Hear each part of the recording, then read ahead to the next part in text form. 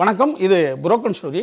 இந்த ஸ்டோரியில் ஒரு மிகச்சிறந்த ஒரு மனிதனை பற்றி நான் சொல்ல போகிறேன்.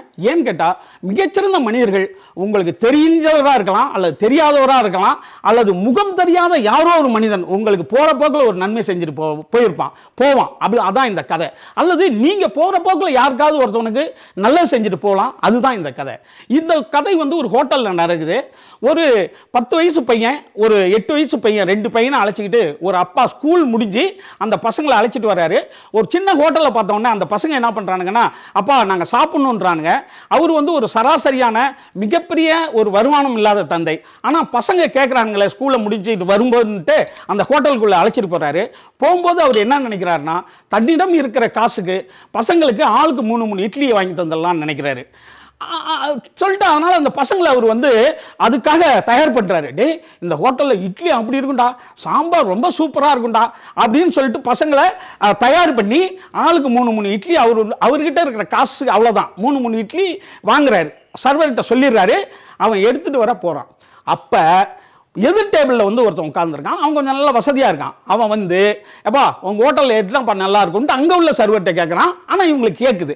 அவன் என்ன சொல்கிறான், சார் எங்கள் ஹோட்டலில் நெய் ரோஸ்ட் பிரமாதமாக இருக்கும் சார் அப்படின்னு ஒன்று, ஒரு நெய் ரோஸ்ட் எடுத்துகிட்டு வையான்றான் அவன். இப்போ இந்த பசங்களுக்கு காதில் விழுந்தோடனே பசங்க, அப்பா நீ என்ன இட்லி தான் நல்லா இருக்கும்னே, இந்த ஹோட்டலில் நெய் ரோஸ்ட்டு தான் நல்லா இருக்குமா, அவ்வாறு அந்த சர்வரே சொல்லியிருக்காரு, எங்களுக்கு நெய் ரோஸ்ட்டு தான் வேணும் அப்படின்னு சொல்லிட்டு அடம் பிடிக்கிறாங்க. இப்போ அப்பா அவனுங்களை சமாதானம் பண்ணிக்கிட்டே இருக்காரு. இப்போ அந்த நெய் ரோஸ்ட் அங்கே வந்துடுது. இந்த அப்பா இருங்க இட்லி கொஞ்சம் லேட்டாக தாங்க இருங்கன்னு இவங்க மீண்டும் சமாதானம் முயற்சி பண்ணிக்கிட்டே இருக்காரு. அங்கே அந்த எதிராளுக்கு நெய் ரோஸ்ட் வந்துடுது. இப்போ அந்த ஆள் கொஞ்சோண்டு நெய் ரோஸ்ட் எடுத்து வாயில் வச்சுட்டு சர்வரை கூப்பிட்றான். இங்கே வாயா, என்னையா இவ்வளோ மோசமாக இருக்குது இந்த நெய் ரோஸ்ட்டு, என்ன நல்லா இருக்குண்ணே, எடுத்துகிட்டு போயா. எல்லாம் சொன்னாங்க இந்த ஹோட்டலில் இட்லி தான் நல்லா இருக்கும்னு, நீ சொன்னதால் நெய் ரோஸ்ட்டை கேட்டேன், வாயில் வைக்கும்ல, எடுத்துகிட்டு போயா, இட்லி எடுத்துகிட்டு போயா அப்படின்றான். இப்போ சரிங்க சார் நான் போகிறான்.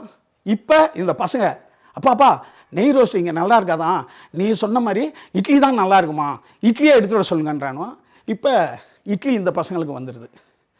இப்போ அவன் அந்த ஆள் அந்த நெய் ரோஸ்ட் கை வச்சிருந்தான்ல அதனால் அவன் கை கழுவ போகிறான். கை கழுவிட்டு மீண்டும் அவருக்கு இட்லி வந்த பிறகு சாப்பிட்ணும்.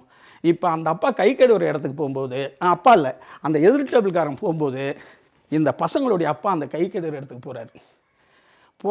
அந்த ஆள் கை கழுவிட்டு இருக்கான், நெய் ரோஸ்ட் சாப்பிட்டேன். இப்போ அந்த அப்பா அவங்ககிட்ட கேட்குறாரு, சார் அப்படின்றாரு. அவன் திரும்புகிறான், என்னங்கன்றான். சார் ரொம்ப நன்றி சார்னு கையெடுத்து கும்பிட்றான். கும்பிடும்போது அந்த மனிதன், சாச்சா என்ன, ஏன் சார் என்ன கும்பிட்றீங்கன்றான். இல்லை சார் ரொம்ப நன்றி சார், எனக்காக ஒரு பெரிய உதவி பண்ணுங்க. அவன் ஒன்றும் கண்டுக்காமல், நான் என்ன உதவி பண்ணேன், இல்லை சார் உங்களுக்கும் தெரியும் எனக்கும் தெரியும் சார் அப்படின்னோடனே அந்த ஆள் புரிஞ்சுக்கிட்டு, சார் அதான் ஒன்றும் இல்லை சார்ன்ட்டு அவங்ககிட்ட இருந்த 100 ரூபாவை எடுத்து அந்த அப்பாவுக்கிட்ட கொடுத்து, சார் என்னைக்காவது ஒரு நாள் இன்னொரு கடையில் போய் பசங்களுக்கு நெய் ரோஸ்ட் வாங்க சார், தாங்க சார்ன்றான். இப்போ அப்பா வேணான்றான்.